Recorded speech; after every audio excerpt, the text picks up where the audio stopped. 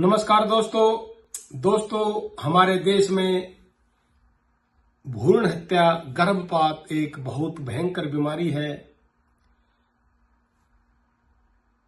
पहले ही जांच करवा के पता लगा लेते हैं कि गर्भ में बच्चा है या बच्ची है, बेटा है या बेटी है। अगर बेटी होती है तो उसको गर्भ में ही मार दिया जाता है। इसी के ऊपर मेरी एक कविता है। एक छोटी बच्ची गर्भ से, अपनी मां के पेट से ही हमारे समाज को, अपनी मां को क्या कहती है, आइए कविता के माध्यम से सुनते हैं। कविता का शीर्षक है गर्भपात। सोचो तुम फिर क्या होता जो बाहर गर्भ के आ जाती में। सोचो तुम क्या होता जो बाहर गर्भ के आ जाती में, सबके नयनों का तारा बनकर दुनिया में छा जाती में। सोचो तुम फिर क्या होता जो बाहर गर्भ के आ जाती में, सबके नयनों का तारा बनकर दुनिया में छा जाती में। एक प्यारी सी कली खिली में मां ममता के आंगन में, धीरे धीरे पनप रही थी जैसे गोरा विंध्याचल में। अगर जन्म तुम दे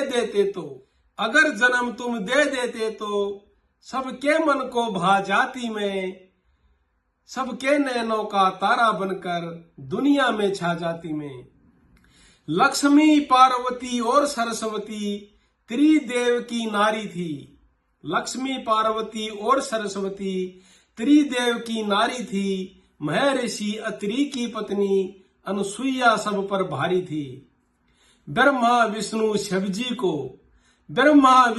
शिव जी को बालक कर दूध पिलाती में, सबके नयनों का तारा बनकर दुनिया में छा जाती में। छत्रपति शिवाजी की मां जीजाबाई होती में, अंग्रेजों को कुचल दिया वो लक्ष्मीबाई होती में। हंसते हंसते मौत का भाला सीने पर खा जाती में।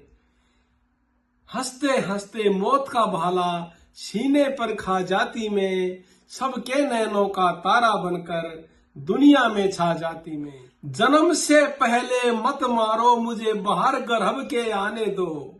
वो छोटी बच्ची क्या संदेश दे रही है, क्या शिक्षा दे रही है कि जन्म से पहले मत मारो मुझे बाहर गर्भ के आने दो। बेटी को भी अरमानों का चमन एक महकाने दो। बाबुल के आंगन का पौधा खुशियों का लह जाती में, सबके नैनों का तारा बनकर दुनिया में छा जाती में। सोचो तुम फिर क्या होता जो बाहर गर्भ के आ जाती में, सबके नैनों का तारा बनकर दुनिया में छा जाती में। धन्यवाद दोस्तों। जय हिंद, जय भारत।